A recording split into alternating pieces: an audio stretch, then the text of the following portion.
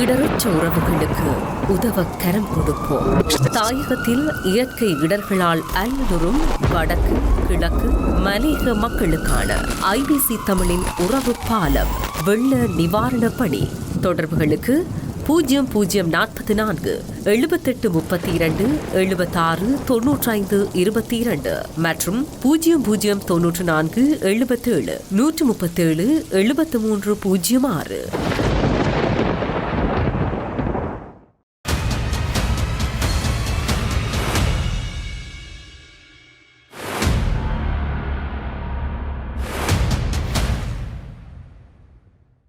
வணக்கம். மற்றும் ஒரு இன்றைய பதிவினூடாக இணைந்திருக்கின்றோம். ஜப்பானின் அமோரி மாகாணத்தின் கிழக்கு கடற்கரையில் நில அதிர்வு ஏற்பட்டிருப்பதாக சர்வதேச ஊடகங்கள் செய்தி வெளியிட்டிருக்கின்றன.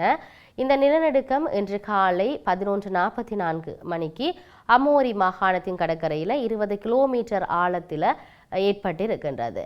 6.7 மெக்னியோட் அளவில் நில அதிர்வு ஏற்பட்டதாக ஜப்பான் வானிலை ஆய்வு நிறுவனம் சொல்லியிருக்கிறது. சக்தி வாய்ந்த நிலநடுக்கம், இதனால் 1 மீட்டர் உயரம் வரை அலைகள் எழும்பும் என்று ஜப்பான் வானிலை ஆய்வு மையம் எச்சரிக்கை விடுத்திருக்கின்றது.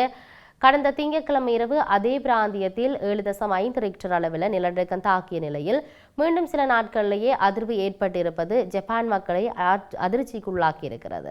கடந்த திங்கட்கிழமை ஏற்பட்ட நிலநடுக்கத்துக்கு பிறகு வடக்கே கொக்கைண்டோ முதல் டோக்கியோவின் கிழக்கே உள்ள சிபா வரை பரந்த பகுதியில் வசிக்கின்ற மக்கள் ஒரு வாரத்துக்குள்ள மீண்டும் ஒரு சக்தி வாய்ந்த நிலநடுக்கம் ஏற்படுவதற்கான வாய்ப்பு அதிகரிப்பதால் எச்சரிக்கையாக இருக்குமாறு அரசாங்கம் ஒரு சிறப்பு ஆலோசனையை வெளியிட்டிருந்ததை நாம் இங்கு ஞாபகப்படுத்தக்கூடியதாக இருக்கிறது. இதையும் தாண்டி ஸ்ரீலங்காவில் கடந்த 24 மணித்தியாலங்களில் கிங்கங்கை, கழுகங்கை, ஹளனிகங்கை மற்றும் பல பகுதிகளில் மேல் பகுதிகளில் மட்டக்களப்பின் சில பகுதிகளிலும் 50 மில்லிமீட்டருக்கும் அதிகமான மழை பதிவாகி இருப்பதாக நீர்ப்பாசன பணிப்பாளர் LS சூரிய பண்டார சொல்லியிருக்கிறார். இதன் காரணமாக சில ஆறுகளின் நீர்மட்டம் அதிகரித்திருப்பதோடு அது வெள்ள அபாய மட்டம் வரை உயரவில்லை என்றும் அவர் உறுதிப்படுத்தியிருக்கிறார்.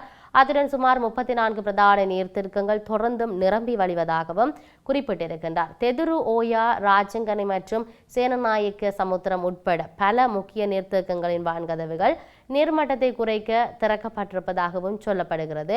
யாழ்ப்பாணத்தில் நிலவும் சீரற்ற காலநிலையால் சென்னையிலிருந்து வந்த விமானம் யாழ்ப்பாணத்தில் தரையிறங்க முடியாது மீண்டும் சென்னைக்கு திரும்பியிருக்கிறது. யாழ்ப்பாணத்தில் அதாவது கடந்த புதன்கிழமை சீரற்ற காலநிலை நிலவி வருகிறது. அன்றிலிருந்து இன்று வரைக்கும் நிலவி வருகிறது. இந்த நிலையில் சென்னையிலிருந்து யாழ்ப்பாண சர்வதேச விமான நிலையத்தை நோக்கி புறப்பட்ட விமானம் யாழ்ப்பாணத்தை அண்மித்த நிலையில் மேகமூட்டத்தால் சென்னைக்கு மீள திரும்பியதாக சொல்லப்படுகிறது. இதேவேளை கொழும்பிலிருந்து வடக்கு மாகாணத்துக்கான நிவாரணப் பொதிகளை ஏற்றி வருகின்ற அமெரிக்க விமானம் நேற்று தினம் யாழ்ப்பாணத்துக்கு வருகை தந்து நிவாரணப் பொருட்களை கையளித்து சென்றமை இங்கு நாம் சுட்டிக்காட்டக்கூடியதாக இருக்கிறது. இதையும் தாண்டி மட்டக்களப்பு நகர் பொற்தொழிலாளர் வீதியில் உள்ள வீடு ஒன்றின் கிணற்று நீர் திடீரென நீல நிறமாக மாறி இருப்பதாக சொல்லப்பட்டிருக்கிறது. இந்த சம்பவம் பதிவாக இருக்கிறது. குறித்த வீட்டில் அமைந்துள்ள கிணறு நீரை வளமை போல காலையில் தண்ணீர் தொட்டியை நிரப்புவதற்கு தண்ணீர் பம்பை இயக்கியதுடன் தண்ணீர் நீல நிறத்தில் வெளிவந்திருக்கிறது. இதனையடுத்து உடனடியாக தண்ணீர் பம்பை நிறுத்திவிட்டு கிணற்றில் வாளியில் தண்ணீரை எடுத்து சோதனை செய்த போது அது நீல நிறத்தில் கலர் மாறியுள்ளதை உறுதிப்படுத்தினர். கிணற்றை எட்டி பார்த்த போதும் கிணறு நீல நிறத்தில் கண்டிருப்பதை கண்டு அதிசயமடைந்தனர். இது தொடர்ச்சியாக கிராம உத்தியோகருக்கு அறிவித்துள்ளதாக அந்த வீட்டின் உரிமையாளர்கள் சொல்லி இருக்கிறார்கள். இவ்வாறான ஒரு சம்பவம் இருக்குது. இதையும் தாண்டி மாத்தளை மாவட்டத்தில் உள்ள சுமார் 400 குடும்பங்களுக்கு மண் சரிவு மற்றும் பாறைகள் சரியும் அபாயம் இருப்பதனால் அவர்கள் உடனடியாக பாதுகாப்பான இடங்களுக்கு செல்லுமாறு தேசிய கட்டிடம் மற்றும் ஆராய்ச்சி அமைப்பு புதிய எச்சரிக்கைகளை விடுத்திருக்கிறது. தேசிய கட்டிடம் மற்றும் ஆராய்ச்சி அமைப்பின் மாத்தளை மாவட்ட தலைவர் சமிந்த மோரேமட கருத்து தெரிவிக்கையில் பலத்த காற்று மற்றும் கனமழையின் காரணமாக 400க்கும் மேற்பட்ட ஆபத்தான இடங்கள் அடையாளம் காணப்பட்டிருப்பதாக சொல்லியிருந்தார். இதையும் தாண்டி பேரிடரில் காணாமல் போனவர்களின் குடும்ப உறுப்பினர்கள் அல்லாட்டி உறவினர்கள் வேறு விதமாக கூறாவிட்டால் அல்லது அரசாங்கம் அவற்றை நிறுத்துவதற்கு கொள்கை முடிவை எடுக்காவிட்டால் மண் சரிவு ஏற்பட்ட இடங்களில் தேடுதல் நடவடிக்கைகள் தொடரும் என அறிவிக்கப்பட்டிருக்கிறது. நேற்று மாலை 4 மணி வரை அனர்த்த முகாமைத்துவ மத்திய நிலையத்தின் அந்த அறிக்கையின்படி 193 பேர் காணாமல் போயிருப்பதாக சொல்லப்பட்டிருக்கிறது. அதே நேரத்தில் 639 பேர் உயிரிழந்திருப்பது உறுதி செய்யப்பட்டிருக்கின்றது. நவம்பர் 28ஆம் தேதி அன்று டித்வா சூறாவளி பாரிய மண் சரிவை ஏற்படுத்தியது. இதனால் நெடுஞ்சாலைகள், ரயில் பாதைகள், மின் இணைப்புகள், நீர்ப்பாசன குளங்கள் மற்றும் கால்வாய்கள் உள்ளிட்ட நாட்டின் உட்கட்டமைப்பு கடும் சேதத்தை சந்தித்திருந்தது. ஆகவே மலைப்பாங்கான மாவட்டங்களில் நிலச்சரிவு ஏற்படும் பகுதிகளில் மீட்பு குழுவினர் இன்னும் தேடுதல் நடவடிக்கைகளை மேற்கொண்டு வருகின்றனர். காணாமல் போனவர்களின் குடும்ப உறுப்பினர்கள் அல்லது உறவினர்கள் அவர்களை கைவிடுமாறு கோராவிட்டால் அவர்களை தேடுதல் நடவடிக்கைகள் தொடரும் என்று அனர்த்த முகாமைத்துவ மத்திய நிலையத்தின் செய்தி தொடர்பாளர் சொல்லியிருக்கிறார்.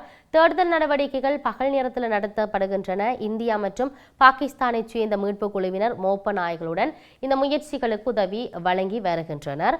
மழை தொடர்ந்தால் மீட்பு பணிகளில் பாதிப்பு ஏற்படக்கூடும் என்று அனர்த்த முகாமைத்துவ மத்திய நிலைய அதிகாரிகள் அச்சம் வெளியிட்டிருந்தார்கள். ஏற்கனவே நாடு முழுவதும் ஏற்பட்ட மோசமான வானிலையால் 1.8 மில்லியன் மக்கள் பாதிக்கப்பட்டிருக்கிறார்கள். இந்த நிலையில் மீட்பு பணிகள் குறித்து கருத்து வெளியிட்டுள்ள சுற்றுச்சூழல் அமைச்சர் கலாநிதி தம்மிக படப்பெந்தி சில நிலச்சரிவு ஏற்பட்ட இடங்களில் தேடுதல் நடவடிக்கைகள் இன்னும் தொடங்கப்படவில்லை என்று சொல்லியிருக்கிறார். சில இடங்களில் நிலச்சரிவுகள் இன்னும் தீவிரமாக உள்ளன.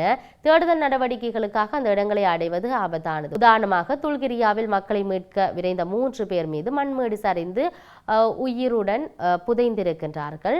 சில இடங்களில் தேடுதல் நடவடிக்கைகள் நிறுத்தப்பட்டிருக்கின்றன. ஏனெனில் அந்த பணியை தொடர்வது மிக கடினமாக இருக்கிறது என்று அமைச்சர் சுட்டிக்காட்டியிருந்தார். எவ்வாறாயினும் தேடுதல் நடவடிக்கைகளை நிறுத்துவது குறித்து அரசாங்கம் இன்னும் எந்த முடிவும் எடுக்கவில்லை என்ற விடயம் இங்கு பதிவாகியிருக்கின்றது.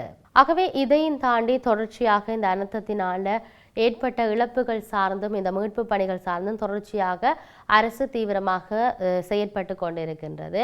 இதிலும் குறிப்பாக சொல்ல போனால் பலி எண்ணிக்கைகள் இன்னும் உயரலாம் என்று சொல்லப்படுகிறது. காரணம், காணாமல் போனோருடைய எண்ணிக்கையானது 190 தாண்டி இருக்கின்றது என்பதை தான் நாம் இங்கு சொல்லக்கூடியதாக இருக்கிறது. பல இடங்களுக்கு எச்சரிக்கைகள் விடுக்கப்பட்டிருக்கின்றது. டித்வா புயலின் பின்னரும் இருக்கக்கூடிய காலநிலை செல்வாக்கை செலுத்தி கொண்டிருக்கின்றது. அது பருவகால மழையாக இருக்கட்டும், இல்லை என்றால் காற்றினுடைய வேகம் இங்கே அதிகரித்திருப்பதாக சொல்லப்படுகிறது. வானிலையாளர்கள் பல எச்சரிக்கையை விடுத்திருக்கிறார்கள், மண் சரிவு எச்சரிக்கைகளை விடுத்திருக்கின்றார்கள். ஆகவே இது சார்ந்து மிகவும் அவதானமாக இருக்க வேண்டிய நிலைப்பாடு இருக்கிறது என்பதை நாங்கள் இங்கு சொல்லக்கூடியதாக இருக்கிறது. ஆகவே தொடர்ச்சியாக மீட்பு பணிகள் இடம்பெறுமா இல்லை என்று சொன்னால் இப்பொழுது இடம்பெறுகின்ற இந்த காலநிலை சார்ந்து இருக்கக்கூடியதனால இந்த மீட்பு பணிகள் கைவிடப்படுமா என்கின்ற நிலைப்பாடு இருக்கின்றது.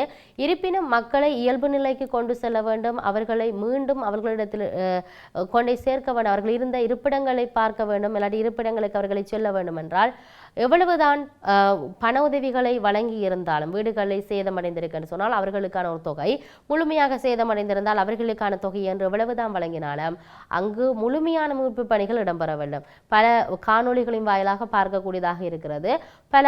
பல விடுதிகள் அதே போன்று பல இல்லங்கள் என்பன முழுமையாக குப்பைகளால் நிறைந்து காணப்படுகிறது. அதனை துப்புரவு செய்வதற்கு மாத்திரம் ஏராளமாக செலவு செய்ய வேண்டியிருக்கும். அதையும் தாண்டி அது இன்னும் பல நாட்கள் எடுக்கும் என்கின்ற நிலையை சொல்லி இருக்கின்றார்கள்.